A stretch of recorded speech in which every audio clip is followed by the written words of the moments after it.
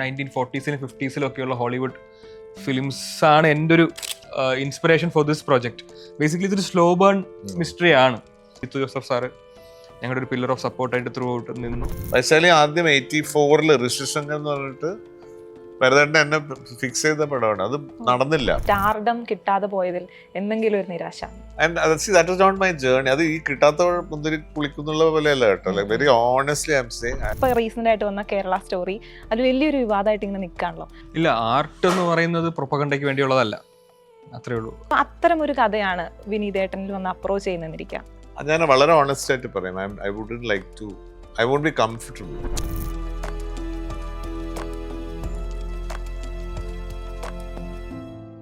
Media one show മാളിൽ ഇന്നത്തെ അതിഥികൾ വിനീത് ആൻഡ് വിനായക് ശശികുമാർ. സ്വാഗതം. Thank you. വിനീതേട്ടൻ്റെ പുതിയ സിനിമകൾ വരുമ്പോൾ, പുതിയ കഥാപാത്രങ്ങൾ വരുമ്പോൾ വലിയ ആകാംക്ഷയാണ്. ഇപ്പോൾ കുറച്ച് ദിവസങ്ങളായി, കുറച്ച് നാളുകളായി വന്നുകൊണ്ടിരിക്കുന്ന സിനിമകൾ ഭയങ്കരമായ എക്സൈറ്റ്മെൻറ്റ് തരുന്നവയാണ്. അതുപോലെ തന്നെ വിനായക് ശശികുമാറിൻ്റെ പാട്ടുകൾ. പക്ഷേ ഇതിലൊരു വ്യത്യാസമായിട്ട് വിനായകിൻ്റെ എഴുത്തിൽ വിനീതേട്ടൻ ഒരു കഥാപാത്രമായിട്ടെന്ന് പറയുന്ന വലിയൊരു ഫാക്ടറുണ്ട്. എന്താണ് റോസ്ലിൻ എന്ന തുടക്കം അറിയേണ്ടതുണ്ടല്ലോ. വിനീതേട്ടന് എഴുത്തുകാരനിൽ നിന്ന് തുടങ്ങാം. റോസ്ലിൻ ഒരു ഫാമിലി ബാക്ക്ഡ്രോപ്പിൽ നടക്കുന്ന ചെറിയ മിസ്റ്ററി സ്വഭാവമുള്ള ഒരു വെബ് സീരീസാണ്. റോസ്ലിൻ എന്നുള്ള പേര് സൂചിപ്പിക്കുന്ന പോലെ തന്നെ ഒരു 17 വയസ്സുകാരിയായിട്ടുള്ള ഒരു പെൺകുട്ടി, അവളുടെ പേരാണ് റോസ്ലിൻ. റോസ്ലിനാണ് നമ്മുടെ പ്രൊട്ടാഗണിസ്റ്റ്. റോസ്ലിനും റോസ്ലിൻ്റെ വീടും റോസ്ലിൻ്റെ വീട്ടിലുള്ളവരും ആണ് ഈ സീരീസിൽ ഏറെക്കുറെയുള്ള വളരെ ചുരുങ്ങിയ കഥാപാത്രങ്ങൾ അവരാണ്. അവരിലൂടെ റോസ്ലിൻ്റെ ഒരു വെക്കേഷൻ സമയത്ത് പതുക്കെ എന്നാൽ കൃത്യമായി അൺഫോൾഡ് ആവുന്ന സംഭവങ്ങളാണ് ഈ സീരീസ്. അതിൻ്റെ ട്രെയിലറിലൊക്കെ സൂചിപ്പിക്കുന്ന പോലെ ഫാമിലിയിലുള്ള മെമ്പേഴ്സ് അല്ലാതെ റോസ്ലിൻ എൻകൗണ്ടർ ചെയ്യുന്ന വേറൊരു വ്യക്തിയും കൂടെയുണ്ട്. ആ വ്യക്തിക്ക് പച്ചക്കണ്ണുകളാണ് എന്ന് ട്രെയിലർ കണ്ടാൽ മനസ്സിലാവും. പച്ചക്കണ്ണുള്ള ഈ വ്യക്തി റോസ്ലിൻ്റെ സ്വപ്നങ്ങളിൽ വന്നുകൊണ്ടിരിക്കുന്ന ഒരു വ്യക്തിയാണ്. കഴിഞ്ഞിടെയായി റോസ്ലിൻ ഈ പോസ്റ്ററിൽ നോക്കിയാൽ കാണാം, കുറേ ബുക്സ് കാണാം. റീഡിങ്ങിൽ വളരെ ഇൻറ്റു ആയിട്ടുള്ള ഒരു പെൺകുട്ടിയാണ്. വളരെ വിഡ്രോൺ ഫ്രം സോഷ്യൽ ആക്ടിവിറ്റീസ് ആയിട്ട് മൊത്തം പുസ്തകങ്ങളിലും ഫിക്ഷനിലും സ്പെൻഡ് ചെയ്യുന്ന ഒരു ഇൻ്റർനാഷണൽ സ്കൂളിൽ പഠിക്കുന്ന ഒരു പെൺകുട്ടിയാണ്. അവൾ വായിച്ച് പോകുന്ന ഫിക്ഷനിൽ ഒരു കഥാപാത്രം ആരോ ആവാം. അവൾ പക്ഷെ കഴിഞ്ഞ കുറച്ച് കാലമായിട്ട് എൻകൗണ്ടർ ചെയ്യുന്ന ഒരു വ്യക്തിയുണ്ട്. അയാൾക്ക് പച്ചക്കണ്ണാന്ന് മാത്രം അവർക്കറിയാം. ആ ക്യാരക്ടറായിട്ട് ഇതിനകത്ത് ഒരാൾ വരുന്നുണ്ട്. ഹക്കീമാണ് ആ റോൾ ചെയ്തിരിക്കുന്നത്. അപ്പം അത്രയൊക്കെയാണ് റോസ്ലിൻ. ബാക്കി ഇത്രയും പറയാൻ പറ്റുന്ന ഫാക്ടേഴ്സ് ആണല്ലേ? ഇത്രയും പറയാൻ പറ്റുന്ന ഫാക്ടേഴ്സ് എല്ലാം ഒരുമിച്ച് ഞാനങ്ങ് പറഞ്ഞു. വിനായക് പറഞ്ഞ പോലെ തന്നെ ഒരു വെരി സ്വീറ്റ് ഒരു ഫാമിലി ഫീൽ ഗുഡ് എന്ന് പറയില്ലേ നമ്മൾ. ഒരു നല്ലൊരു ക്യൂട്ട് ലിറ്റിൽ ഫാമിലി. അവരുടെ പിന്നെ അതിൻ്റെ ഒരു ആംബിയൻസ്, ഈ കഥാപാത്രങ്ങൾ. ഇപ്പം ഞാൻ ചെയ്യുന്നത് റോസ്ലിൻ്റെ അച്ഛൻ John, Meena's doing Roslin's mother Shobha John, and ഒരു മോളും ഒരു ചെറിയ മോനും ഉണ്ട്, ആരൻ. സോ അങ്ങനെ ഒരു ക്യൂട്ട് ലിറ്റിൽ ഒരു നഴ്സറി, അതുപോലെ ഒരു കാറ്റിൽ ഫാമുണ്ട്. ദെൻ പല മൃഗങ്ങൾ അതൊക്കെ ഉണ്ട് അവിടെ, കോഴികൾ, ഇത് ചെടികൾ. ഇവർ മെയിൻലി നഴ്സറിയാണ്. അപ്പം അങ്ങനെ ഒരു വണ്ടിപ്പെരിയാറുള്ള ഒരു ബ്യൂട്ടിഫുൾ ഒരു കുന്നിൻ്റെ മുകളിലുള്ള ഒരു എന്താ പറയണ്ടേ, അങ്ങനെ ഒരു ഫാം ഹൗസ് പോലത്തെ സ്ഥലത്താണ് ഇവരുടെ താമസം. സോ അതിന്റെ ഒരു, അപ്പൊ ഇത് പറയുമ്പോൾ തന്നെ നിങ്ങൾക്ക് ആംബിയൻസ് ഒന്നും അല്ലേ, ലോഡ് ഓഫ് ഗ്രീനറി. അത് ആക്ച്വലി അതെ, ഞാൻ വിനായകനോട് കവിത പോലത്തെ അല്ല, വിഷ്വലി ഓൾസോ എനിക്ക് എസ്പെഷ്യലി അങ്ങനത്തെ ക്യാരക്ടേഴ്സ് ചെയ്യുമ്പോഴും നമ്മൾ ഈ location, it will just draw you into that, then you become that character. ആ മുറികളിൽ നിന്ന് പോകുമ്പോഴും. അപ്പം അങ്ങനെ അവർ വളരെയധികം ആ കഥയ്ക്ക് വളരെ അനുയോജ്യമായ ഒരു കഥാപാത്രമാണ് ഈ വീട്, ദിസ് ഹൗസ്. ഇതിലില്ലാതൊന്നും നമ്മൾ വേറൊരു പോസ്റ്റിൽ അതിൻ്റെ ഒരു ലൈറ്റപ്പ് ചെയ്ത ഒരു സിലവറ്റ് ഇതുണ്ട്. അപ്പം ആ വീട്ടിന് ഇപ്പം നമ്മൾ ഇതിൻ്റെ ഡ്രോൺ ഷോട്ട്സ്, അപ്പം അന്ന് അറിയില്ല, ഇപ്പം ഇവർ ഈ ഡ്രോൺ ഷോട്ട്സ് കാണുമ്പോൾ അതിൻ്റെ ഒരു പ്രകൃതിയുടെ ഒരു ഭംഗി മനസ്സിലാവുന്നത്. ആ ഇടുക്കിയുടെ ഒരു ഭംഗിയും ഈ വീട് സ്ഥിതി ചെയ്യുന്ന ഒരു ഐസൊലേറ്റഡ് ഹില്ലിന്റെ മുകളിൽ with full of trees. So how that has complimented the story. അതിന്റെ ആ കുട്ടിയുടെ ഒരു മാനസികാവസ്ഥ എന്താണെന്നുള്ളത് ഈ വീട്ടിലൂടെ തന്നെ ഇവർ പറയാൻ ശ്രമിച്ചിട്ടുണ്ട്. എന്തുകൊണ്ട് സീരീസ്? ഈ കഥ കോവിഡ് ലോക്ക്ഡൗൺ സമയത്ത് എനിക്ക് തോന്നിയൊരു ഐഡിയയാണ്. OTT നമ്മൾ ഒരുപാട് സീരീസുകൾ കണ്ടു വളർന്ന ആളുകളാണ്, മലയാളത്തിലല്ലെങ്കിൽ കൂടി. അപ്പോൾ എന്തെങ്കിലും ഒരിക്കൽ മലയാളത്തിൽ അത് സംഭവിക്കുമോ എന്നൊക്കെ നമ്മൾ ആലോചിച്ച് കുറേ കാലം ഇരുന്നിരുന്നു. അപ്പോൾ ഇത് കൃത്യമായിട്ട് കോയിൻസൈഡ് ചെയ്തത് എങ്ങനെയാണെന്ന് വെച്ച് കഴിഞ്ഞാൽ, ഇതെനിക്ക് ഈ കഥയുടെ ഐഡിയ കിട്ടുന്ന സമയത്താണ് മലയാളത്തിൽ ഹോട്ട്സ്റ്റാർ, കേരള ക്രൈം ഫയൽസ് പോലുള്ള മെയിൻ സ്ട്രീം സീരീസുകളായിട്ട് എൻ്റർ ചെയ്തുകൊണ്ടിരുന്ന ഒരു ടൈം. അത് കോയിൻസൈഡ് ചെയ്തു.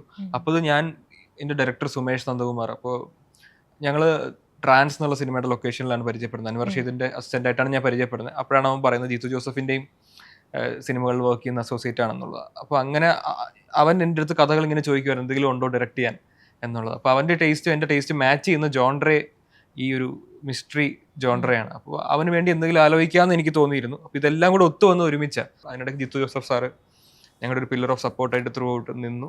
അങ്ങനെയാണ് അത് വന്നത്. ഇത് ഉറപ്പായിട്ടും വെബ് സീരീസ് മെറ്റീരിയൽ ആയിട്ടുള്ള ഒരു കഥയാണ്. വെബ് സീരീസിൽ കൂടെ തന്നെയാണ് പറയേണ്ടതെന്നുള്ളത് തന്നെയാണ് അതിൻ്റെ റിയാലിറ്റി.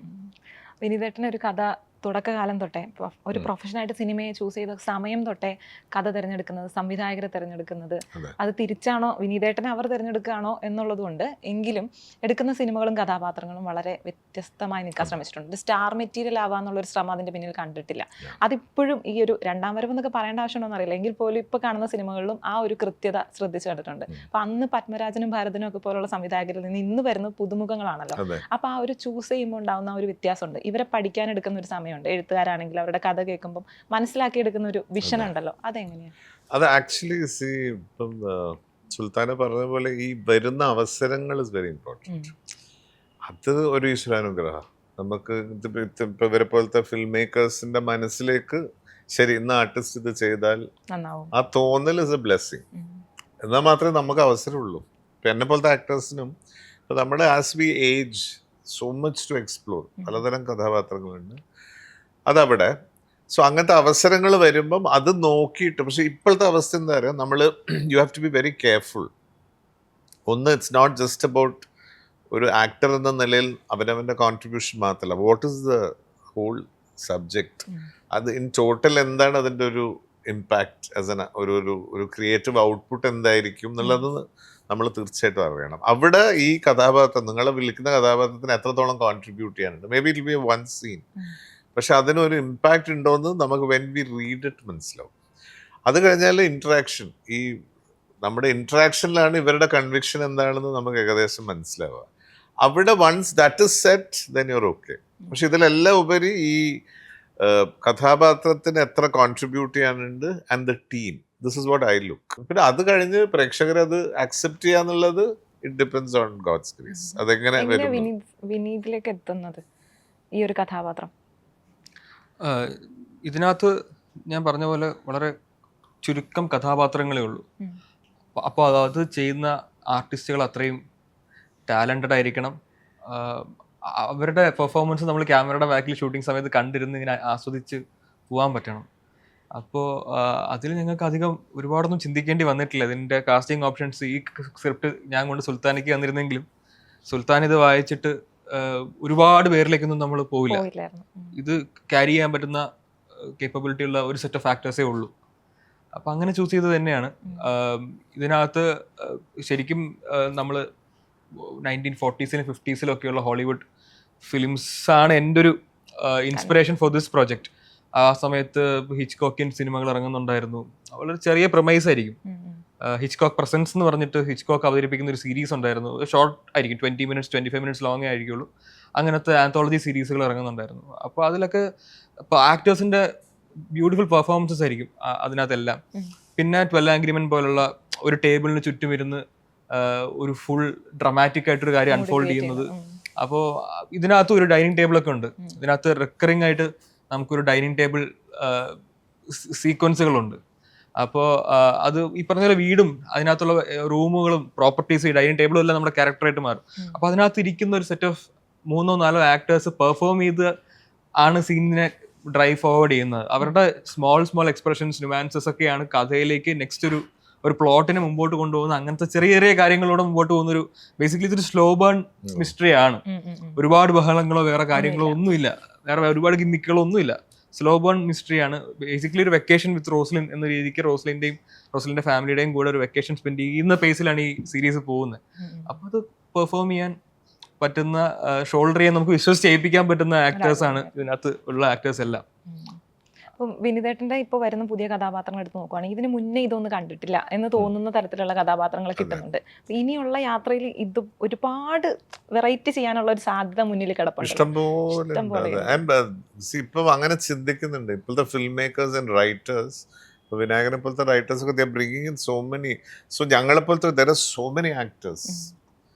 യുനോ, അതായത് ഇങ്ങനത്തെ അവസരങ്ങൾ കിട്ടുമ്പോൾ നമുക്ക് എത്രത്തോളം, പിന്നെ ഓഫ് കോഴ്സ് അവരുടെ ഒരു ഗൈഡൻസ് ഉണ്ട് ഇതിന്. ഇപ്പം വിനായകനൊക്കെ എക്സാക്ട്ലി ഒരു ഡെഫിനേഷൻ ഓഫ് ദ ക്യാരക്ടർ എന്താണെന്ന് പറയാം.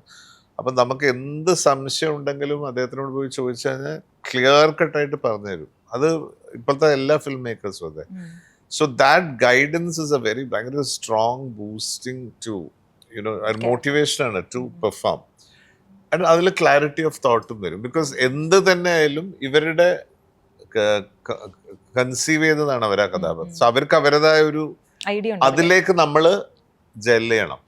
അപ്പോഴാണ് അതിന്റെ പുതുമ വരിക. അല്ലാതെ ഈ വിനായകൻ കൺസീവ് ചെയ്ത് എന്റെ കോൺസെപ്റ്റും വെച്ച് ചെയ്ത് കഴിഞ്ഞാൽ it might not. So I will have other vase.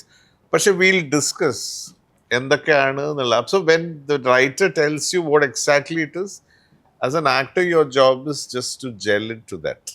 അതിൽ ആ അച്ച് പോലെ അദ്ദേഹത്തിന്റെ ആ അച്ചിലേക്ക് അങ്ങോട്ട് കയറി കഴിഞ്ഞാൽ അവിടെയാണ് ഈ പുതുമ എന്ന് പറഞ്ഞ സാധനം വരുന്നത്. ഇപ്പൊ നിങ്ങൾ പറഞ്ഞില്ലേ ഇപ്പൊ വ്യത്യസ്തമായ കഥാപാത്രങ്ങൾ, അത് അവരുടെ കൺവിക്ഷനും അവരുടെ കൺസെപ്റ്റ്, ഡയറക്ടർ ആൻഡ് അത് ഇതിലും അതെ. ഇപ്പൊ ഞാൻ മുമ്പ് ചെയ്ത ഇപ്പൊ എക്കോ ആയാലും സർവമായ ഓൾ ദീസ് ഫിലിംസ്, ധീരൻ, പാച്ചു, അഖിലിന്റെ പടങ്ങൾ, അതിൽ ഈ ഒരു terrific bonding between the writer, director and അവർക്ക് എന്താണ് what is in there mind എന്നുള്ളത് നമ്മൾ വളരെ ക്ലിയർ ആയിട്ട് ഒബ്സർവ് ചെയ്തെടുക്കണം. അത് നമ്മൾ കറക്റ്റ് ചെയ്യേണ്ട സമയത്ത് they will come in correct. ഇപ്പൊ ഇതിൽ എനിക്ക് അങ്ങനെ ഒരുപാട് സീക്വൻസസ് ഉണ്ടായിട്ടുണ്ട്. എസ്പെഷ്യലി സുമേഷിന്റെ ഒരു ഒബ്സർവേഷൻ ആസ് എ ഡയറക്ടർ പെർഫോമൻസിൽ അങ്ങനെ വെറുതെ വിടലല്ല, ജസ്റ്റ് ഡു അങ്ങനെയല്ല. They have A very clear cut. And ഇതിൽ അങ്ങനത്തെ ഒരുപാട് സട്ടിൽ ന്യൂവൻസസ് ഉണ്ട് ഈ പടത്തിൽ. നോട്ടങ്ങള്, ചില ചിരികള്, ചില ഡയലോഗ്സിന്റെ മോഡ്യുലേഷൻ, അതിൻ്റെ ഇൻറ്റൻസിറ്റി എത്ര വേണം, ഇത്ര വേണോ. ഇപ്പം ഇതിൽ ഞാൻ ഈ മോളെ വിളിക്കുന്ന ചില ഇതുണ്ട്, റോസ് എന്നാണ് അവളുടെ പേര്, റോസു എന്നിട്ട് ഇങ്ങനെ ചില വിളികളുണ്ട്.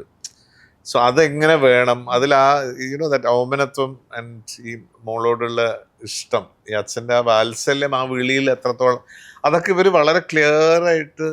അത് ആസ് എൻ ആക്ടർ എനിക്കൊരു ഡിലൈറ്റ് ആയിരുന്നു ടു ലേൺ ദാറ്റ്. ആൻഡ് വളരെ ബ്യൂട്ടിഫുൾ ആയിട്ട് സുമേഷ് വന്നിട്ട് ഇവർ രണ്ടുപേരും ത്രൂ ഔട്ട് ദ.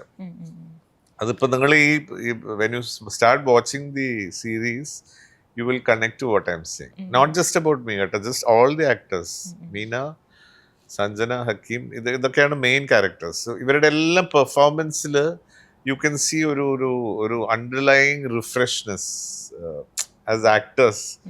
അത് ഇവരുടെ ഒരു ക്വാളിറ്റി ഓഫ് കൺസീവിങ് ദ ക്യാരക്ടറാണ് and how you get it from your actor. ഇപ്പോൾ നേരത്തെ വിനിതേട്ടൻ പറഞ്ഞ പോലെ സബ്ജക്റ്റ് വരുന്ന സമയത്ത് ആ സബ്ജക്റ്റ് എന്താണെന്ന് നമ്മൾ അറിഞ്ഞിരിക്കണം. അതെന്താണ് ഓഡിയൻസിന് കൊടുക്കുന്നത് എന്നതിലുള്ള ധാരണ ഉണ്ടാവണം. അപ്പോൾ അതുപോലെ തന്നെ എന്താണ് കൊടുക്കേണ്ടത്, അല്ലെങ്കിൽ ഓഡിയൻസ് ഇത് എങ്ങനെ സ്വീകരിക്കാൻ പോകണം എന്നുള്ളൊരു കൃത്യമായ ധാരണ എഴുത്തുകാരനിൽ തുടക്കം മുതലേ ഉണ്ടാവണമല്ലോ. അപ്പോൾ അതിനൊരു ഉദ്ദേശമുണ്ടോ? അതിപ്പോൾ നമ്മൾ സംസാരിക്കുമല്ലോ, സിനിമ പറയുന്ന സാധനത്തിൽ പൊതുവെയുള്ള ഓഡിയൻസിന് ഒരു അംഗീകാരം തരുന്ന രീതിയിലായിരിക്കണം. അല്ലാതെ ഇപ്പം എല്ലാവർക്കും ഒരു സിനിമ ഇഷ്ടപ്പെടണമെന്നില്ല, പക്ഷേ ഭൂരിപക്ഷം ആളുകളിലും അക്സെപ്റ്റ് ചെയ്യുന്ന ഒരു കോൺസെപ്റ്റ് അവതരിപ്പിക്കുക എന്നുള്ളത് എല്ലാ ഫിലിം മേക്കേഴ്സ് ഉദ്ദേശിക്കുന്ന ഒരു കാര്യമാണല്ലോ. അതിലുള്ള ഒരു ടേക്ക് എങ്ങനെയാണ്? ഉറപ്പായിട്ടും അതിപ്പോൾ ഞാൻ പാട്ട് എഴുതുമ്പോൾ പോലും ഓരോ പാട്ടും എഴുതുന്നത് ആ പാട്ടിൻ്റെ ടാർഗറ്റ് ഓഡിയൻസ് ആരാണെന്ന് അറിഞ്ഞു തന്നെയാണ്. Changes from song to song. അതുപോലെ തന്നെ നമ്മൾ ലോങ് കോണ്ടന്റ് എഴുതുമ്പോഴും സിനിമ എഴുതുന്ന ഒരു സെൻസിബിലിറ്റിയിലല്ല നമ്മൾ സീരീസിനെ അപ്രോച്ച് ചെയ്യുന്നത്. ഡിഫറെൻ്റ് ആണ്. അതിൻ്റെ സീരീസ് എന്ന് പറയുമ്പോൾ അതിൻ്റെ പങ്ക്ച്വേഷൻ മാറും. സിനിമയുടെ ഒരു ടെപ്പിക്കൽ ഇന്ത്യൻ സിനിമയുടെ ഫോർമാറ്റ് എന്ന് പറയുന്നത് 20 മിനിറ്റ്സിലൊരു ലാൻഡിങ് സീൻ വേണം. പിന്നെ ഇൻ്റർവെൽ എന്നുള്ളൊരു കോൺസെപ്റ്റ് ഇന്ത്യൻ സിനിമയ്ക്ക് എക്സ്ക്ലൂസീവ് ആണ്. ഇൻ്റർവെൽ പഞ്ച് എന്ന് നമ്മൾ വിളിക്കുന്ന ഒരു പോയിന്റ് വേണം. പിന്നെ ഒരു നല്ല ക്ലൈമാക്സ് വേണം എന്നുള്ള അതാണ്. സീരീസിൻ്റെ ഫോർമാറ്റ് അതല്ല. സീരീസിൻ്റെ format episode endings, cliffhangers എന്നൊക്കെ നമ്മൾ വിളിക്കുന്ന പോലെ episode ending should be strong enough for the audience to carry on. അടുത്ത എപ്പിസോഡ് ഓട്ടോമാറ്റിക്കലി കാണാനുള്ള ഒരു എന്തെങ്കിലും ഒരു സംഭവം ഒരു എപ്പിസോഡിൻ്റെ എൻഡിങ്ങിൽ വേണം, അങ്ങനെയൊക്കെയുള്ള ഡിഫറെൻ്റ് ആയിട്ടുള്ളൊരു അപ്രോച്ചാണ് സീരീസ് എഴുതുമ്പോൾ ഉള്ളത്. ഇത് അങ്ങനെ തന്നെ ഡിസൈൻ ചെയ്തിരിക്കുകയാണ്. ഇത് ഹോട്ട്സ്റ്റാറിൻ്റെ സബ്സ്ക്രൈബേഴ്സ് ആരാണോ അവരെ അതിലെ മെജോറിറ്റി സാറ്റിസ്ഫൈ ചെയ്യും എന്നുള്ള വിശ്വാസം കൊണ്ടാണ് നമ്മളത് സീരീസ് ആയിട്ട് നമ്മൾ മുമ്പോട്ട് പോയേക്കുന്നത്. പിന്നീട് വർഷങ്ങൾക്ക് ശേഷം നമ്മൾ തിരിഞ്ഞു നോക്കുമ്പോൾ സിനിമ ചെയ്തിട്ടുണ്ടോ എന്ന് വെച്ച് കഴിഞ്ഞാൽ സിനിമ ചെയ്തിട്ടുണ്ടെന്ന് പറയാൻ പലർക്കും പറ്റും, സീരീസ് ചെയ്തിട്ടുണ്ടോ എന്ന് വെച്ച് കഴിഞ്ഞാൽ കുറച്ച് പേർക്കേ പറയാൻ പറ്റുള്ളൂ I have done A series എന്നുള്ളത്. അപ്പോൾ ആ ഒരു ബോക്സ് നമ്മൾ ടിക്ക് ചെയ്യുക, മുമ്പോട്ട് പോവുക, ആ ഒരു ബക്കറ്റ് ലിസ്റ്റിൽ ഒരു സീരീസ് ചെയ്തു എന്നുള്ളൊരു കാര്യം കൂടെ നമുക്ക് കിട്ടി. ഈ റോസ്ലിൻ എന്നുള്ള ഈ സീക്രട്ട് സ്റ്റോറീസ് ഞങ്ങളുടെ ഫ്രാഞ്ചൈസിയുടെ പേരാണ്, അതിന്റെ ഫസ്റ്റ് ഇൻസ്റ്റാൾമെന്റ് ആണ് റോസ്ലിൻ. ഇത് ചെയ്തപ്പോൾ അങ്ങനെ കിട്ടി. വിനീതേട്ടൻ പറഞ്ഞ പോയിന്റിൽ നിന്ന് എനിക്ക് തോന്നിയൊരു കൗതുകത്തിന്റെ പുറത്ത് ചോദിക്കുന്നതാണ്, കോൺട്രവേഴ്ഷ്യൽ ആക്കാൻ വേണ്ടി ചോദിക്കല്ല. നമ്മുടെ മലയാള സിനിമയിൽ നിന്ന് വിപരീതമായിട്ടാണ് കേരളത്തെ അല്ലെങ്കിൽ മലയാളികളെ മറ്റുള്ള സിനിമകളൊക്കെ എടുക്കുന്നതെന്ന് തോന്നിയിട്ടുണ്ട്. ഇപ്പോൾ റീസെൻ്റ് ആയിട്ട് വന്ന കേരള സ്റ്റോറി അത് വലിയൊരു വിവാദമായിട്ട് ഇങ്ങനെ നിൽക്കുകയാണല്ലോ. അപ്പോൾ അത്തരം ഒരു കഥയാണ് വിനീതേട്ടനിൽ വന്ന് അപ്രോച്ച് ചെയ്യുന്നതെന്നിരിക്കുക. പല ഭാഷകളിലായിട്ടും പോകാൻ സാധ്യതയുള്ള ഒരു നടൻ എന്ന നിലയ്ക്ക് അത്തരം കഥകളിലായിട്ട് വരുമ്പോൾ ആ കണ്ടന്റിനെ എങ്ങനെയായിരിക്കും അപ്രോച്ച് ചെയ്യുക? ഇല്ല, അതിൻ്റെ ഒരു ഒത്തൻറ്റിസിറ്റി ഞാൻ ആദ്യം നോക്കും. How comfortable I am. Generally I M not comfortable doing ഇങ്ങനത്തെ highly controversial or which can create disturbance to any section of our society. I don't like to do that. Because നമ്മൾ of course you have to be honest in bringing out, അതൊക്കെ ഉണ്ട്. പക്ഷേ as an individual ഒരു responsibility as a citizen is to stick to ഒരു aesthetic and pleasing ആയിട്ടുള്ള അല്ല ആർട്ടിൽ തന്നെ you can bring out different thing but without disturbing the sentiments of people. So I don't believe in that and I respect whether it's religion or faith or you need to respect because you are living in a society. So അതൊരു ആർട്ടിസ്റ്റിൻ്റെ ഒരു ധർമ്മം and equally responsible. അതുകൊണ്ട് it not just this. ഇപ്പം ഞാൻ പറയേണ്ടായിരുന്നു ഒരു highly negative ആയിട്ടുള്ള ഭയങ്കര ക്രൂഡ് പെർഫോമൻസ് ഓറിയൻറ്റഡ് ആയിരിക്കും. സോ അതിൽ ഒരുപാട് മാനദണ്ഡങ്ങളുണ്ട്. ഇപ്പം ഞാൻ ഇപ്പം ഓഫ് ലേറ്റ് ഇപ്പം എനിക്ക് ഇപ്പം വുമൻ ഹരാസ്മെൻറ്റ്, ചൈൽഡ് അബ്യൂസ്, ഇതൊന്നും എനിക്ക് വൺസ് അങ്ങനെ ഒരു കണ്ടന്റ് ഉണ്ടെങ്കിൽ തന്നെ അതിൻ്റെ ഒരു ലൈൻ എന്താണ്, how are they graphically showing it, അതിനെ എസ്തെറ്റിക് ആയിട്ടാണോ അപ്രോച്ച് ചെയ്യുന്നത്, ആ ഡയറക്ടറുടെ ഒരു vision of showing it on, that is very important. അത് if it is okay for me I will accept. If it is not, if അവർ graphically ക്രൂഡായിട്ട് if they going to show something, അത് ഞാൻ വളരെ ഓണസ്റ്റ് ആയിട്ട് പറയും. I wouldn't like to, I won't be comfortable. പറയും ഒരു അഭിനേതാവായാലും എല്ലാം ചെയ്യണം, ദാറ്റ് ഈസ് യുവർ ഡ്യൂട്ടി. പക്ഷെ അവിടെയും നമ്മൾ ഈ എസ്തെറ്റിക്സ് എന്ന് പറഞ്ഞിട്ടൊന്ന് ഇസ് വെരി ഇമ്പോർട്ടൻറ്റ്. ബിക്കോസ് ഈ ക്രിയേറ്റീവ് ഫീൽഡിൽ ഒരു presentation has to be aesthetic. So അതിനോട് ഞാൻ യോജിക്കുന്ന ആളാണ്. ഇപ്പം വിമൻ ഹരാസ്മെൻറ്റിലും അതിന് ഒരു രീതിയുണ്ട് കാണിക്കുന്നതിൽ. ഇപ്പം എന്ന് വെച്ചാൽ അങ്ങനത്തെ കഥാപാത്രങ്ങളിൽ ഹൈലി പെർഫോമൻസ് ഓറിയൻറ്റഡ് ക്യാരക്ടേഴ്സ് ഉണ്ടാവും. അപ്പം അത് ഒരു ബ്രില്യൻ്റ് ആയിട്ടുള്ള ഒരു ക്രാഫ്റ്റ്സ്മാൻ വരുമ്പം ഇല്ല ഇതിൽ വിമൻ ഹരാസ്മെന്റ് ആണ്, അതുകൊണ്ട് എനിക്ക് അങ്ങനെ പറയാൻ പറ്റില്ല. അങ്ങനെ ചെയ്യുന്നതും ഉണ്ട്, അങ്ങനെ ചെയ്തിട്ടും ഉണ്ട്. ഇപ്പം എക്കോ എടുത്താൽ തന്നെ actually he's very rude to Mlathi. പക്ഷെ അത് ആ കോൺവെർസേഷനിലും അവിടെയൊക്കെ നോക്കിയ ഒരു ലെയർ ഓഫ് ഡിഗ്നിറ്റി ഉണ്ട്. That is my point. And അത് ഡിസ്കസ് ചെയ്യും. അത് ഓഫ് കോഴ്സ് ഡയറക്ടറായിട്ടും അല്ലാതെ വരുന്ന ഇപ്പം വിഷ്വലി അങ്ങനെ കാണിച്ചേ പറ്റൂ എന്നുള്ളതാണെങ്കിൽ I M not comfortable. So ultimately, whatever it is, without disrespecting and hurting the sentiments of audience, society. This is my personal principle ആണ്. വിനായകന്റെ പൊളിറ്റിക്സ് എങ്ങനെയാ? ഇല്ല, ആർട്ട് എന്ന് പറയുന്നത് പ്രൊപ്പഗണ്ടയ്ക്ക് വേണ്ടിയുള്ളതല്ല, അത്രേ ഉള്ളൂ. അത് പ്രൊപ്പഗണ്ട അത് അപ്പം തന്നെ അതിൻ്റെ ബേസിക് ഗ്രാസ് റൂട്ട് ലെവലിൽ തിങ്കിങ് മാറി. നമ്മൾ ആളുകൾക്ക് അല്ലെങ്കിൽ തന്നെ ജീവിതത്തിൽ ഒരുപാട് പ്രശ്നങ്ങളുണ്ട്, അതിനിടയിൽ ഒരു ആശ്വാസമായിരിക്കണം നമ്മൾ സിനിമ കൊടുക്കുന്ന, സിനിമയാണെങ്കിൽ ഏത് ആർട്ട് ഫോം ആണെങ്കിലും കൊടുക്കുന്നത് എൻ്റർടൈൻമെൻറ്റ് എന്ന് പറയുന്നത്. അല്ലാതെ അത് ഊതിപ്പെരിപ്പിക്കാൻ ഓൾറെഡി ഉള്ള പ്രശ്നങ്ങളിൽ ഇരിക്കുന്ന ആളുകളെ ഒരു വർക്ക് കാണാൻ വിളിച്ചിട്ട് അവരുടെ പ്രശ്നങ്ങൾ ഊതിപ്പെരിപ്പിച്ച് അതിൽ എണ്ണയും തീയും വാരിയിട്ട് കയ്യിൽ മറ്റൊരാളെ അടിക്കാൻ ഒരു ആയുധം വെച്ച് കൊടുക്കുന്ന പോലത്തെ സിനിമകൾ ആവരുത് ഒരു സിനിമയും ഒരു വർക്ക് ഓഫ് ആർട്ടും. അതിനെ ഒരിക്കലും നമ്മൾ പ്രോത്സാഹിപ്പിക്കില്ല. അങ്ങനെയുള്ള എലമെൻസിനെ നമ്മൾ ഐഡൻറ്റിഫൈ ചെയ്ത് കോൾ ഔട്ട് ചെയ്യുന്നത് നല്ലതാണ്. അത്രത്തോളം നമ്മൾ ഫിൽട്ടർ ചെയ്ത് ട്രൂ ആർട്ടിസ്റ്റുകളെ മതി ഇൻഡസ്ട്രിക്ക്, ട്രൂ ആർട്ടിസ്റ്റുകൾ മാത്രമേ ഇൻഡസ്ട്രിയിൽ പാടുള്ളൂ എന്ന് വിശ്വസിക്കുന്ന ഒരാളാണ് ഞാൻ.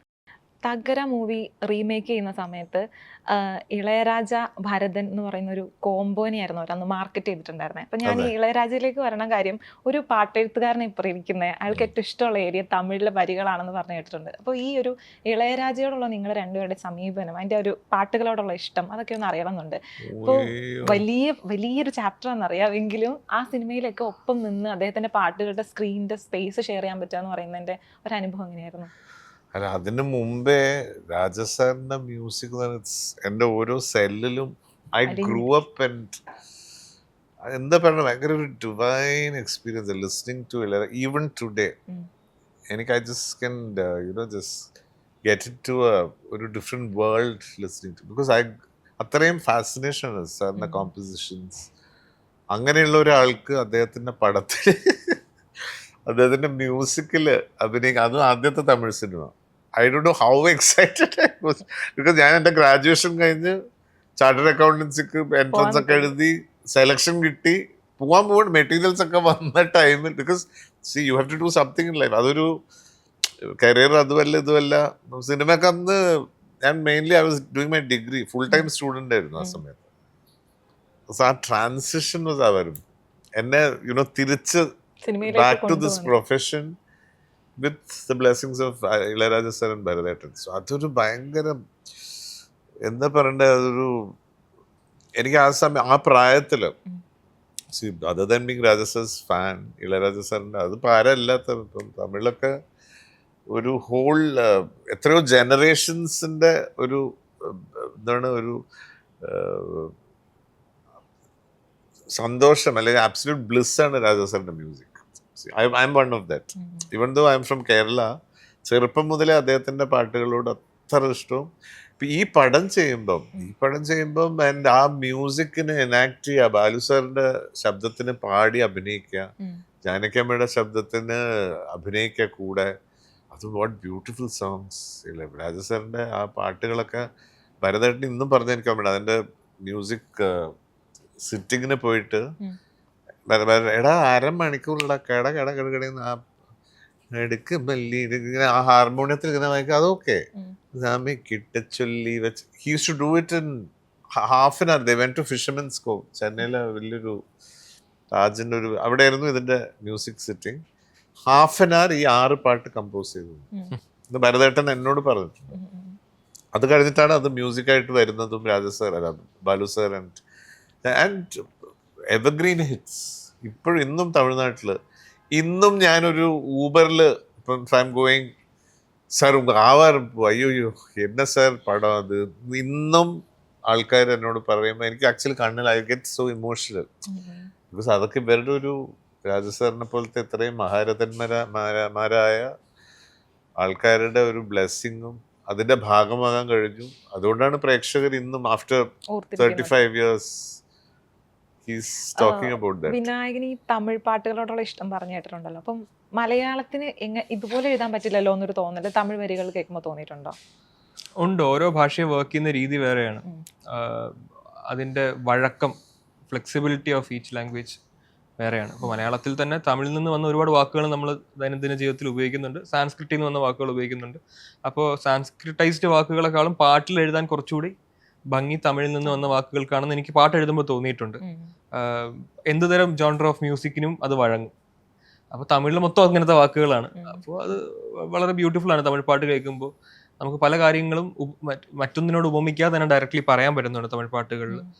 പിന്നെ തമിഴിൽ മറ്റ് ഭാഷകളിലെ വാക്കുകൾ, ഇപ്പോൾ ഇംഗ്ലീഷ് വാക്കുകളൊക്കെ തമിഴ് പാട്ടുകളിൽ വരുമ്പോൾ നല്ല ഒഴുക്കിലങ്ങ് പോകും. മലയാളത്തിൽ അത്ര എളുപ്പത്തിൽ നമുക്ക് അത്ര മേജ് ആവില്ല. വെരി പോയറ്റിക് ആണ്, വെരി സാൻസ്ക്രിറ്റി ആണ് നമ്മുടെ ഭാഷ. അപ്പോൾ അതുകൊണ്ട് തന്നെയാണ് ആ ഒരു ഡിഫറൻസ് ഉള്ളത്. ആ ഒരു സുവർണ ബോധത്തെ മാറ്റി എഴുതിയ ആളുകളാണ് വിനായകാണെങ്കിലും സുഹൈലാണെങ്കിലും പരാരി ആണെങ്കിലും. നിങ്ങളുടെ വാക്കുകൾക്കുള്ള ഒരു പ്രത്യേകതയുണ്ട്. എനിക്ക് ഭയങ്കര അത്ഭുതം തോന്നിയ ഒരു കാര്യം, ഒരു പുതിയ അറിവായിരുന്നേ വിനായകന് ഒരു എക്സൽ ഷീറ്റ് ഉണ്ട് എന്നുള്ളത്. അതായത് വാക്കുകൾ അടുക്കി വെച്ച ഒരു എക്സൽ ഷീറ്റ് ഉണ്ട് സ്വന്തമായിട്ട് എന്നുള്ളത്. അത് എല്ലാ എഴുത്തുകാരും സൂക്ഷിക്കുന്നതാണോ? അതിന്റെ ഒരു പ്രോസസ്സിങ് എങ്ങനെയാണ്? എക്സൽ ഷീറ്റ് ബേസിക്കലി നമ്മൾ ട്യൂൺ ഇട്ട് കഴിഞ്ഞിട്ടാണല്ലോ ഇപ്പോഴത്തെ എല്ലാ പാട്ടും എഴുതുന്നത്. ആ ഒരു പ്രോസസ്സ് ഉള്ളത് കൊണ്ട് ഈ എന്തെങ്കിലും ഒരു കാര്യത്തിൽ റൈറ്റേഴ്സ് ബ്ലോക്ക് വന്നു കഴിഞ്ഞാൽ മാത്രം എടുത്തു നോക്കാൻ വേണ്ടി ഞാൻ വെച്ചിരിക്കുന്ന ഒരു കാര്യം. അപ്പൊ അതിനകത്ത് മറ്റേ സെക്ഷൻ ഹെഡിങ്സ് മ്യൂസിക്കിന്റെ മീറ്റർ ആയിരിക്കും. ഇപ്പൊ താന എന്ന് പറയുന്ന മീറ്ററിലുള്ള വാക്കുകൾ, തനന എന്ന് പറഞ്ഞ വേറെ സെറ്റ് ഓഫ് വാക്കുകളാണ്. 3 അക്ഷരമുള്ള വാക്കിൽ തന്നെ നമുക്ക് തനന എന്നുള്ള മീറ്റർ ഉണ്ട്, താനന എന്നൊരു മീറ്റർ ഉണ്ട്, തനാന എന്ന് പറഞ്ഞ അടുത്ത മീറ്ററായി, തന്നന്ന എന്ന് പറഞ്ഞ അടുത്ത മീറ്റർ. ഇതെല്ലാം 3 അക്ഷരമുള്ള വാക്കുകൾ. പക്ഷെ അതിൽ തന്നെ മീറ്റർ മാറുമ്പോൾ സൗണ്ടിങ് മാറുമല്ലോ. അപ്പോൾ അത്തരം വാക്കുകൾ നമുക്ക് ഇൻ കേസ് ഞാനത് ജനറലി പാട്ടെടുക്കുമ്പോൾ നമുക്ക് ഒരു എക്സൽ വെച്ച് പാട്ടെടുക്കാൻ പറ്റില്ല. മെക്കാനിക്കൽ പ്രോസസ്സിൽ നമുക്ക് ആർട്ട് ചെയ്യാൻ പറ്റില്ല. എവിടെയെങ്കിലും എന്തെങ്കിലും ഒരു സ്ഥലത്ത് ഇത് ഒന്നേ ഞാൻ ചിലപ്പോൾ എടുത്ത് നോക്കും, ആ ഡേറ്റാബേസ് എടുത്ത് നോക്കിയിട്ട് ഇങ്ങനെ ഒരു വാക്ക് കൊണ്ട് വയ്ക്കാൻ പറ്റുമോ എന്ന് നോക്കും. അതെപ്പോഴും വർക്ക്ഔട്ട് ആവുന്നില്ല, വർക്ക്ഔട്ട് ആയ സിറ്റുവേഷൻസും ഉണ്ട്. അങ്ങനെയാണെങ്കിൽ പുതിയൊരു ഡിക്ഷണറി തന്നെ കയ്യിലുണ്ടാവും. കാരണം മല്ലുമിനാട്ടി എന്ന് പറഞ്ഞ വേർഡൊക്കെ ഉണ്ടാക്കിയത് തന്നെ വിനായ ശശികുമാർ. ഡിക്ഷണറിയിൽ എത്ര പുതിയ വേർഡുകൾ ഉണ്ടാവും നമ്മുടെ മലയാളത്തിൽ കൂട്ടിച്ചേർത്ത് വെച്ച പുതിയ വേർഡ്? ഒരുപാടൊന്നും ഇല്ല, അത് ഒരുപാടായാലും പ്രശ്നമാണ്. ഇടയ്ക്ക് ഒരെണ്ണമൊക്കെ കൊടുക്കുമ്പോഴാണ് അതിന് ഡിഫറൻസ് വരുന്നത്. അതെ അതെ. ഇപ്പോ ആവേശത്തിന്റെ ഒരു മീറ്റർ അല്ല ബബബയുടെ മീറ്റർ. ബബബയുടെ മീറ്റർ എന്ന് പറഞ്ഞാൽ ഒരു മെറ്റാ സ്പൂഫ് മീറ്റർ ആണ്. അഴിഞ്ഞാട്ടം എന്നുള്ള വാക്ക് തന്നെയാണ് അതിന് ഏറ്റവും ആപ്റ്റ് ആയിട്ടുള്ള വാക്കും. അത് ഇൻഫാക്ട് അത് റിലീസ് ചെയ്ത് ഇപ്പോഴാണ് ഉള്ളത്, എഴുതിയത് വളരെ മുമ്പാ, 1-2 വർഷമെങ്കിലും മുമ്പാ. അപ്പോൾ ഫാഹിമും ധനഞ്ജയൊക്കെ വന്ന് ഒന്നുമില്ല, ഈ അഴിഞ്ഞാട്ടം എന്നുള്ള വാക്കിന്റെ ലിറ്ററൽ മീനിങ് പോലും നമ്മളിപ്പോ നോക്കാൻ പാടില്ല. ഈ കാലത്ത് നിൽക്കുമ്പോൾ വാക്കുകളുടെ നമ്മൾ പ്രയോഗിക്കുന്ന അർത്ഥം പോലും മാറി മാറി വന്നുകൊണ്ടിരിക്കുക. അപ്പോൾ അഴിഞ്ഞാട്ടം എന്നുള്ള വാക്ക് പണ്ട് വളരെ മോശപ്പെട്ട ഒരു വാക്കായിരുന്നു.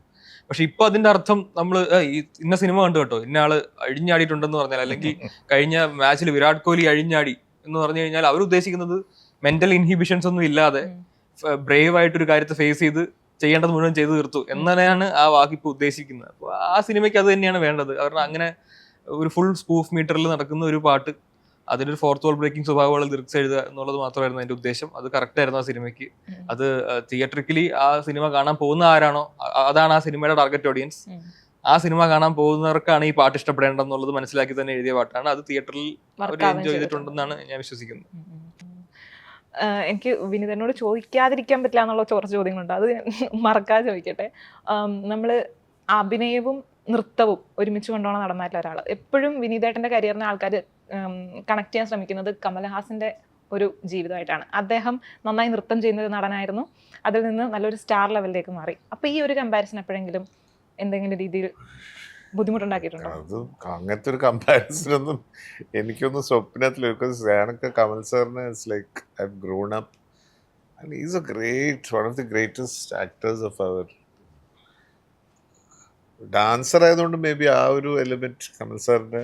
പക്ഷെ ഞാൻ ആസ് എ ഡാൻസർ കമൽ സാറിന്റെ ഡാൻസാണ് ഞങ്ങളൊക്കെ ഇൻസ്പയർ. എൻ്റെ ഒരു ജനറേഷൻ ഓഫ് ബോയ്സിനെ how the masculine energy can be converted സിനിമയിലൂടെ സാധാരണക്കാർക്ക്. ഇപ്പം ഞങ്ങളൊക്കെ സാധാരണ ഇപ്പം ഞങ്ങളൊരു അക്കാഡമിക് സഭയിൽ പോയിട്ട് കാണുന്ന ഓഡിയൻസ് അന്ന് when I was in 6th or 7th, I'm watching this tremendous, star performing Indian traditional dance with so much of masculine energy. അതൊരു ഭയങ്കര inspiration for a whole generation. I always say that.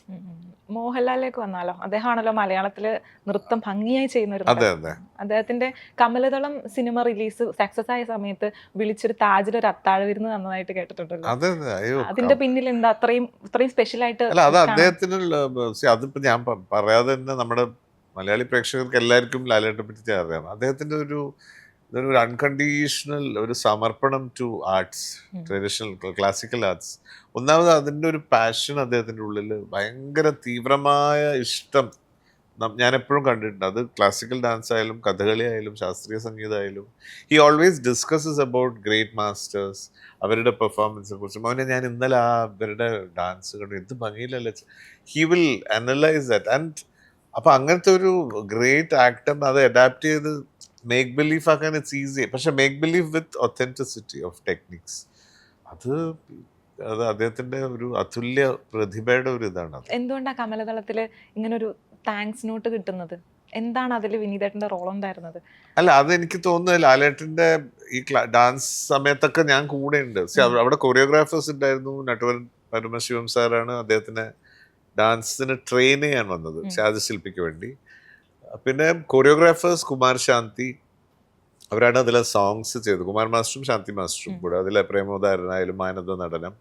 പിന്നെ അതിലെ പദങ്ങൾ മോനിഷ ചെയ്യുന്ന ട്രഡീഷണലായ pieces, പാർവതിയുടെ ചില മോഹിനിയാണ്, അതെല്ലാം കലാമണ്ഡലം സുജാത ടീച്ചറുണ്ട്, അവരാണ് അതെല്ലാം സെറ്റ് ചെയ്തത്. ഇപ്പം ലാലേട്ടൻ പഠിപ്പിക്കുന്ന ചില പോർഷൻസ്.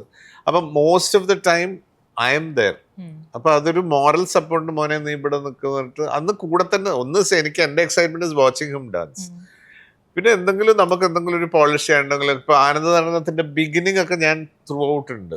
അപ്പൊ അത് ഞാൻ ശരിക്കും അതിന്റെ പോസ്റ്റേഴ്സ്, ആ മൂവ് ചെയ്യുന്നത്, ആ ലാലേട്ടൻ ഇങ്ങനെ ആ കാലിൽ ഇങ്ങനെ പോകുന്ന സാധനങ്ങള്, അത് ഷൂട്ട് ചെയ്യുമ്പം ഒരുപാട് നമുക്ക് ഈ റിഫൈൻമെന്റ് എന്ന് പറയും. അപ്പം അന്ന് എൻ്റെ ഓർമ്മയിൽ ഈ മെയിൻ കൊറിയോഗ്രാഫേഴ്സ് ഇല്ല. സോ ആ ബിഗിനിങ് ആണ്. ഈ ഡയലോഗ് കഴിഞ്ഞിട്ട് ഇദ്ദേഹം പെർഫോം ചെയ്യല്ലോ. അപ്പൊ ആ സമയത്തൊക്കെ കൂടെ പിന്നെ ആനന്ദ നടനം മനുഷ്യയും ലാലേട്ടനും ചെയ്യുന്ന സമയത്ത് എൻ്റെ എന്തോ പാച്ച് വർക്ക് കഴിഞ്ഞിട്ട് you be here with us പറഞ്ഞിട്ട് ഞാൻ ആ ഫുൾ സോങ്ങിന് ലാലേട്ടൻ്റെ കൂടെ ഇങ്ങനെ ഇരുന്നിട്ടുണ്ട്, ജസ്റ്റ് വാച്ചിങ്ങും ആൻഡ് ലൈക്ക് ഒരു മോറൽ സപ്പോർട്ട്. ബിക്കോസ് ഒരു ട്രെയിൻ ഡാൻസർ ആയതുകൊണ്ട് നമുക്കും എന്തെങ്കിലും if you feel a hand is. ശരിക്കും ട്രെയിൻഡ് ഡാൻസർ ആണോ? I am a train dancer. Lalettan ഇത്തരത്തിൽ നൃത്തം പഠിച്ചിട്ടുള്ള ഒരാളാണല്ലോ. ഇല്ല, ഇതിന് വേണ്ടിയിട്ട് അദ്ദേഹത്തെ മാസ്റ്റേഴ്സ് വന്ന് ഇപ്പൊ രാജശില്പിക്കൊക്കെ വേണ്ടിയിട്ട് അദ്ദേഹം വന്ന് is to train him. And ഇതില് ആ ലൊക്കേഷനിൽ, ബിക്കോസ് അദ്ദേഹത്തെ പോലെ ഇത്രയും ബിസി ആയിട്ടുള്ള അദ്ദേഹത്തിന്റെ ഡേറ്റ്സ് വെച്ചിട്ടായിരിക്കും ആ സോങ് പ്ലാൻ ചെയ്തിട്ടുണ്ടോ മെഡ്രാസിൽ. അപ്പൊ അവിടെ വെച്ച് there was no rehearsals ആ ടൈമിൽ. ഈ നമ്മൾ ജനറലി തമിഴിലൊക്കെ ഒരു സോങ് എടുക്കുന്നതിന് ഒരു 10 ദിവസം മുമ്പേ ഒരാഴ്ച റിഹേഴ്സലൊക്കെ ഉണ്ടാവും, ഹെവി വെസ്റ്റേൺ സോങ്സിനൊക്കെ. ഇതിന് അങ്ങനെ ഒരു റിഹേഴ്സൽ കോൺസെപ്റ്റ് ഇല്ലായിരുന്നു. Because he had come in the morning. അവിടുന്ന് തന്നെ ആ പഠിപ്പിക്കുമ്പോൾ he's to just grasp the whole thing ഉണ്ട്. അങ്ങനെയായിരുന്നു. അപ്പൊ ഈ ഡാൻസ് എന്ന് പറഞ്ഞൊരു വഴക്കമുള്ള ഒരു സാധനമാണല്ലോ. അതിപ്പോ നമ്മൾ പറഞ്ഞു കൊടുക്കുന്ന അനുസരിച്ച് ലാലേട്ടൻ ചെയ്യുന്ന രീതിയിൽ അത് എനിക്ക് തോന്നുന്നു അദ്ദേഹത്തിന്റെ ബോഡി ഓർമ്മയിൽ എന്തെങ്കിലും ഒരു സീൻ, ഒരു രംഗോ ഓർമ്മയിലുള്ള ആ ചക്കര ചെയ്യില്ലേ അതിൽ, ആ കമലതളത്തിൽ ഒരു 6 ചക്കര ഇങ്ങനെ നിൽക്കും. മനുഷ്യ ലാലേട്ടനും കൂടി ചെയ്യുന്നിടത്ത് it goes to his solo shot. ഒറ്റ ടേക്കില് പുള്ളി അത് ചെയ്തു. അത് എനിക്ക് ഇന്നും ഇങ്ങനെ ഭയങ്കര സ്റ്റണ്ണിങ് മെമ്മറി ആയിട്ടുണ്ട്. ആൻഡ് എല്ലാവരും ക്ലാപ്പ് ചെയ്തു. It's not easy. ആ ബാലൻസ് പോവാതെ ഒരു സ്ഥലത്ത് നിന്ന് ചെയ്ത് ഇങ്ങനെ സ്റ്റഡി ആയിട്ട് നിൽക്കുക എന്നുള്ളത്, അത് ചെയ്തപ്പോൾ എല്ലാവരും ക്ലാപ്പ് ചെയ്തിരിക്കും. അതൊരു ഫോണ്ട് മെമ്മറി. അല്ല, അതിലൊരുപാട് ഉണ്ടായിരുന്നു. ലൈക്ക് ബിക്കോസ് ഞാനൊക്കെ ആ പ്രായത്തിൽ അത്ഭുതത്തോടെ ലാലേട്ടനെയും വേണുചേട്ടനെയും ഇന്നസെന്റ് ഏട്ടൻ ഇവരുടെ ഒക്കെ ഒരു കോമ്പിനേഷൻ അല്ലേ അന്ന്. സോ നമ്മൾക്ക് അമ്പിളിച്ച ജഗദീഷ് കുമാർ, തിലകേട്ടൻ, ഇവരൊക്കെ ഇങ്ങനെ അത്ഭുതത്തോടെ ഇങ്ങനെ നോക്കിയിരിക്കുക എന്നല്ലാതെ. എപ്പോഴെങ്കിലും തോന്നിയിട്ടുണ്ടോ പല ചോദ്യങ്ങളും അങ്ങനെ ചോദിച്ച് ഞാൻ കണ്ടിട്ടുണ്ട് ഇതേട്ടൻ്റെ അടുത്ത്, ഈ പറയുന്ന സ്റ്റാർഡം കിട്ടാതെ പോയതിൽ എന്തെങ്കിലും ഒരു നിരാശ? ഇത് തന്നെ വലിയ കാര്യമാണ്. സ്റ്റാർഡമിലൊക്കെ you have to work a lot. It's not easy. അതിൻ്റെ ഒരു പ്രത്യേക ജോണർ ഓഫ് ഫിലിംസ് ചെയ്യണം. And that was not my journey. അത് ഈ കിട്ടാത്ത മുന്തിരി കുളിക്കുന്നുള്ള പോലെയല്ല കേട്ടോ. Like very honestly I M saying എൻ്റെ ഒരു ജേർണിയേ ആയിരുന്നില്ല അത്. ആൻഡ് അതിന് യു ഹാവ് ടു, അതെനിക്ക് അറിയായിരുന്നു very well. I new there was certain genre of commercial films that you have to do. Mass audience നെ പ്ലീസ് ചെയ്യുന്ന തരത്തിലുള്ള പടങ്ങൾ ചെയ്യണം. അതിന് there's a lot of work, there's a lot of PR you have to do, promote yourself. And once you reach that position, sustaining that is also difficult. പക്ഷെ my excitement, as I told you, അതുപോലെ റോസ്ലിനിൽ ഒരു beautiful ഒരു John പോലത്തെ ഒരു character വന്നാൽ that is my stardom. Stardom എന്ന് പറയുന്നത് അതിന്റെ മീനിങ് ഇപ്പോ മാറി വരുന്നുണ്ട്. അതെ, സ്റ്റാർഡത്തിന്റെ മീനിങ്ങിനെ പറ്റിയാണ് ഞാൻ പറയുന്നത്. അതായത് നമ്മളിപ്പോ തിയേറ്ററിക്കലി ആണ് ഇപ്പൊ സുൽത്താൻ ആ ചോദ്യം ചോദിച്ചത്. ഇത് OTT വെബ് സീരീസ് അവര് സ്റ്റാർഡത്തെ മെഷർ ചെയ്യുന്ന വേറെ രീതിയിലാണ്. ഇപ്പൊ വിനീസാർ ഇതിലൊക്കെ വരുന്ന പറഞ്ഞാൽ വിനീസാർ സ്റ്റാർ ആണ്. കാരണം മീനാണെങ്കിലും വിനീതാണെങ്കിലും മലയാളികൾക്ക് അറിയാം, തമിഴ് ഓഡിയൻസിന് അറിയാം, കന്നഡിഗാസിന് അറിയാം, ആന്ധ്രാക്കാർക്ക് അറിയാം. ഇതല്ലേ സ്റ്റാർഡം. അപ്പൊ ഒരു OTT സ്പേസിൽ വരുമ്പോൾ ഇത്രയും പതിറ്റാണ്ടുകളായിട്ട് എല്ലാ ഭാഷക്കാർക്കും അറിയുന്ന രീതിക്ക് എല്ലാ ഭാഷക്കാരും അപ്രൂവ് ചെയ്തിട്ടുള്ള ആക്ടേഴ്സും ടാലന്റും ആയിട്ടുള്ള രണ്ടുപേരാണ് Meena ma'am and Vineeth sir. അപ്പൊ അതൊരു സ്റ്റാറാണ്. അപ്പം അത് ഹോട്ട്സ്റ്റാർ നോക്കുമ്പോൾ അവർക്ക് 2 സ്റ്റാർസിനെ കിട്ടി എന്നാണ് അവർ വിചാരിക്കുന്നത്. അവർ സൂപ്പർ സ്റ്റാർസ് ആണ്. അങ്ങനെ അപ്പോൾ സ്റ്റാർസ് എന്താണെന്നുള്ളത് നമ്മൾ നിൽക്കുന്ന സ്ഥലത്ത്, ഇപ്പൊ ഉദാഹരണത്തിന് നമ്മുടെ രാജ്യത്ത് ഏറ്റവും വലിയ സൂപ്പർ സ്റ്റാർ ആയിരിക്കാം, ഒരു ആഫ്രിക്കയിലെ ഒരു രാജ്യത്ത് 2 ദിവസം പെട്ടുപോയാൽ അവിടെ ഞാൻ സ്റ്റാറാന്ന് പറഞ്ഞിട്ട് കാര്യമില്ല. ഇത് കോമൺ മാനാണ് അയാള്. അപ്പൊ സ്റ്റാർഡം ഇസ് ഓൾസോ കണ്ടീഷണൽ. എന്തിലാണ് നമ്മൾ നിൽക്കുമ്പോൾ, ആരുടെ മുമ്പിലാണ് നിൽക്കുന്നത്, ഏത് ഇൻഡസ്ട്രിയിലാണ് നിൽക്കുന്നത് അനുസരിച്ചാണ്. ഫിലിംസിൽ there is stardom, that power of a star and initial collections. ഞാൻ പറഞ്ഞ working toward stardom was not easy. ആ കാലത്ത്, ഇപ്പൊ എന്റെ കാലത്തല്ല ചോദിച്ചത്, അങ്ങനെ വന്നില്ലല്ലോ എന്നുള്ളത്. That was a lot of work. Even if you take Tamil, മണിച്ചിത്രത്താഴാണെങ്കിലും Aniyathipravu ആണെങ്കിലും ഒക്കെ സല്ലാപം ആണെങ്കിലും ഒക്കെ അത്ര സിനിമകളിലേക്ക് പോകുന്നിരുന്നെങ്കിൽ ചിലപ്പോ വിനീതേട്ടൻ വേറെ രീതിയിൽ പോവായിരുന്നു. Not necessarily. ചിലപ്പോൾ ഞാനത് ചെയ്യേണ്ട ആ രീതിയിൽ അത് റിഫ്രഷിംഗ് ആയിട്ടുണ്ടാവില്ല. അത് പുതുമകൾ ചെയ്തുകൊണ്ടാണ് അതിന്റെ ഒരു പുതുമയും ഭംഗിയൊക്കെ വരുന്നത്. ഞാൻ ചെയ്തത് ശരി ഇവൻ ഓൾറെഡി ചെയ്യുന്ന രീതിയിലുള്ള ഒരു അങ്ങനെ ആയിരിക്കാം. പക്ഷെ അവിടെയും ഈ അവിടുത്തെ സംവിധായകരുടെ ഒരു മാസ്റ്റേഴ്സ് ആണ് അവർ. സോ അതിൻ്റെ ഒരു എഫക്റ്റ് എന്തായാലും ഉണ്ടാവും. വിനീതേട്ടൻ്റെ ഈ അപ്രോച്ച് എനിക്ക് ഭയങ്കര രസം തോന്നിയിട്ടുണ്ട്. കാരണം സാധാരണ നമുക്ക് തോന്നിട്ട് അയ്യോ ആ പടം എനിക്ക് മിസ്സായില്ല, അത്രയും നന്നായി വന്ന സിനിമയാണ്. അനിയത്തിപ്രാവുമ്പോ കുഞ്ചാക്കോവും ശാലിനി എന്ന് പറയുന്ന ഒരു കോംബോ ഭയങ്കര ഹിറ്റ് ആയ അപ്പൊ അതെനിക്ക് നഷ്ടമായല്ലോ, അല്ലെങ്കിൽ മണിച്ചിറത്താഴിലെ ആ വേഷം എനിക്ക് നഷ്ടമായല്ലോ, അങ്ങനെ ഒരു ഒരിക്കലും തോന്നില്ല. തോന്നലല്ലോ, എന്താ പറയുക, ഇത് കൺസിഡർ ചെയ്യുന്നതാണ്. ഇപ്പം ഇവര് ഒരു ആർട്ടിസ്റ്റിനെ കൺസിഡർ ചെയ്തു, ചിലപ്പോൾ അയാൾക്ക് ഡേറ്റ് ഉണ്ടാവില്ലല്ലോ, അതെന്തോ സാഹചര്യത്തിൽ വർക്ക്ഔട്ട് ആയില്ല. So that's not meant for you. അതെനിക്ക് ചെയ്യാൻ പറ്റിയില്ല അങ്ങനത്തെ എനിക്ക് ഒരിക്കലും ഉണ്ടായിട്ടില്ല. അഫ്കോഴ്സ് മണിച്ചിത്രത്താഴൊക്കെ പക്ഷെ അത് later on it came back to me as Chandramukhi, ബുൾബുലയ്യ. I mean being a part of അങ്ങനത്തെ ഒരു classic is definitely an honour. പക്ഷെ അത് മറ്റുള്ള കാരണങ്ങൾ കൊണ്ട് ആൻഡ് സി ഈ സിനിമയിൽ വേറൊരു കാര്യം എന്ന് വെച്ചാൽ പല ഓപ്ഷൻസ് ഈ സംവിധായകർ എസ്പെഷ്യലി ആ കാലത്ത്, അന്ന് ഈ ഓപ്ഷൻസ് ഓഫ് ആക്ടേഴ്സ് കുറവായിരുന്നു. ഇപ്പൊ ടീനേജ് റോൾ ചെയ്യുന്ന മോസ്റ്റ്ലി ആ ടൈമിൽ 2-3 ആക്ടേഴ്സേ ഉള്ളൂ. അപ്പൊ അവരെയാണ് ആദ്യം ഇവർ നോക്കുക. അപ്പൊ അവരില്ലെങ്കിൽ വേറെ ഓപ്ഷൻ, ഇപ്പൊ പുതുമുഖങ്ങളെ നോക്കാം അങ്ങനെ. അപ്പൊ ഈ കൺസിഡർ ചെയ്തത് എനിക്ക് as an actor it's an on. ഇപ്പൊ ഫാസിൽ സാർ എന്നെ കൺസിഡർ ചെയ്തെന്ന് പറഞ്ഞാൽ അത് എന്നെ സംബന്ധിച്ച് വലിയൊരു അംഗീകാരമാണ്. ഫാസിൽ സാറിന് അത് ഓർമ്മയുണ്ടായിക്കൊള്ളുന്നില്ല, ബിക്കോസ് അദ്ദേഹം 150 വേറെ ആൾക്കാർ കൺസിഡർ ചെയ്തു. അവനെ ആലോചിച്ചിരുന്നു, അത് ശരിയല്ല, അതെനിക്ക് അങ്ങനെ. ഹരിഹരൻ സാറ്, ഹരൻ സാറിനോട് ഞാൻ ചോദിച്ചിട്ടുണ്ട്, സർഗത്തിന് തന്നെ പല ആക്ടേഴ്സിന് അവര് ലാസ്റ്റ് മിനിറ്റാണ് എന്നെ വിളിക്കുന്നത്. എന്നിട്ട് ഞാൻ ഒരു പ്രാവശ്യം സാറിനോട് ചോദിച്ചു, അപ്പൊ അവരുടെ thought process is very different. They will not remember ഏത് പുതുമുഖത്തിനാണ് ഞാനെന്ന് ഓർമ്മിച്ചതെന്ന്. You cannot ask a great master. പക്ഷെ അദ്ദേഹം എന്നെ കൺസിഡർ ചെയ്തു എന്നാൽ അത് എനിക്ക് റെക്കഗ്നിഷൻ ആണ്. സോ അതാണ് നമ്മൾ ഈ ഇന്റർവ്യൂലൊക്കെ we talk so much about it because we value it. പക്ഷെ അത് ചിലരെങ്ങനെ ഇന്റർപ്രറ്റ് ചെയ്യുന്ന വെച്ചാൽ ഇവൻ ചെയ്താലേ അത് ശരിയാവും, അങ്ങനെയല്ല. അത് actually it's not like that. ആ consideration is a honour for us. That is what I'm saying. ഒരിക്കലും നഷ്ടം താണത്, പക്ഷേ it is not meant for you. Destiny it's for somebody else and see that worked. ആ പുതുമ ആ ചിത്രത്തിനെ ഒരു everlasting ഹിറ്റായിട്ട് മാറ്റുന്നു. ഇപ്പം ആ കോംബോ ഓഫ് പുതുമുഖങ്ങൾ അതെപ്പോഴും ആ freshness for a film. So Vaishali ആദ്യം 84 ഋഷിശങ്കർ എന്ന് പറഞ്ഞിട്ട് ഭരതേട്ടൻ എന്നെ ഫിക്സ് ചെയ്ത പടമാണ്. അത് നടന്നില്ല. പിന്നെയാണ് 89 ഇത് വന്നപ്പോൾ അപ്പോഴും എന്നെ വിളിച്ചു. MT സാറിനും ഭരതേട്ടൻ്റെയും പ്രോജക്റ്റിൽ ഭരതേട്ടൻ എന്നെ വിളിച്ചു. അപ്പോൾ എൻ്റെ പ്രീ ഡിഗ്രി എക്സാമും ഇത് ഇടനാഴിക കാലത്തിന് തമിഴ് എന്ന് പറഞ്ഞിട്ട് ഭദ്രേട്ടൻ had blocked dates. പക്ഷെ that project didn't work. So അങ്ങനെ ആയതുകൊണ്ട് ഇവർക്ക് ബൾക്ക് ഡേറ്റ്സ് വേണം. You have to be there for 60 days at a stretch. അങ്ങനെയാണ് അതിൽ നിന്ന് ഒഴിഞ്ഞത്. പിന്നെയാണ് ആ കാസ്റ്റിംഗ് മാറി. പിന്നെ സോ അത് ഇറ്റ് ഹാപ്പൻസ്. ഈ ഹരിഹരൻ സാറിന്റെ കാര്യം പറയുമ്പോൾ അദ്ദേഹത്തിനൊപ്പം പാടി ഒറ്റ ടേക്കിൽ പാടിയ പാട്ടുണ്ടല്ലോ, സംഗീതമേ, അതിന്റെ ഒരു മെമ്മറി കൂടി പറഞ്ഞിട്ട് നമുക്ക് അവസാനിപ്പിക്കാം. സംഗീതമേ ഹരൻ സാറിന് അന്ന് സർഗം സമയത്തൊക്കെ എല്ലാ പാട്ടുകളും എനിക്ക് തോന്നുന്നു ഒരു 3-4 മാസം മുമ്പേ റെക്കോർഡിങ് കഴിഞ്ഞിരുന്നു, ഷൂട്ടിംഗ് തുടങ്ങുന്നത് തന്നെ. എന്നിട്ട് ഇതിൻ്റെ അന്ന് കെസറ്റ്സ് ആണ്. കെസറ്റ് എനിക്ക് അയച്ചു തന്നിട്ട് I had to learn all the lines, സ്വരങ്ങൾ എല്ലാം നമ്മൾ തന്നെ എഴുതിയെടുത്ത് എല്ലാം ബൈ ഹാർട്ട് ആയിരിക്കണം ഷൂട്ടിങ്ങിന് വരുന്നതിന് മുമ്പുള്ള ഹരൻ സാറിൻ്റെ ഇൻസ്ട്രക്ഷനാണ്. അതുകൊണ്ട് ഇതിട്ടിട്ട് ഈ പാട്ട് കേട്ട് അന്ന് വാക്ക്മാൻ ഉണ്ടായിരുന്നു. സോ അത് കേട്ടിട്ട് memorise. I M not a music student, പക്ഷെ ആ സ്വരങ്ങൾ മെമ്മറൈസ് ചെയ്തിട്ട് ആ സ്വരസ്ഥാനം ഒന്നും പിടിച്ച് പാടാങ്ങില്ല. ദാസേട്ടൻ പാടിയ പോലെയാണ്. ഇപ്പോൾ രാഗസുധാരസൊക്കെ അതിലൊക്കെ ഒരുപാട് സ്വരങ്ങളുണ്ട്. ആ സ്വരങ്ങൾ മെമ്മറൈസ് ചെയ്ത് ആ പാട്ടിൻ്റെ കൂടെ നമ്മൾ ലിപ്പ് പാടി ഇത് ചെയ്യാം. പക്ഷെ അത് ഷൂട്ടിങ് സമയത്ത് ഞാൻ സൗണ്ട് എഞ്ചിനീയറോട് പോയിട്ട് പാട്ട് പ്ലേ ബാക്ക് ഒച്ചത്തിൽ വെക്കാൻ പറയും. എന്നുവെച്ചാൽ ഇവിടെ വെള്ളിയുടെ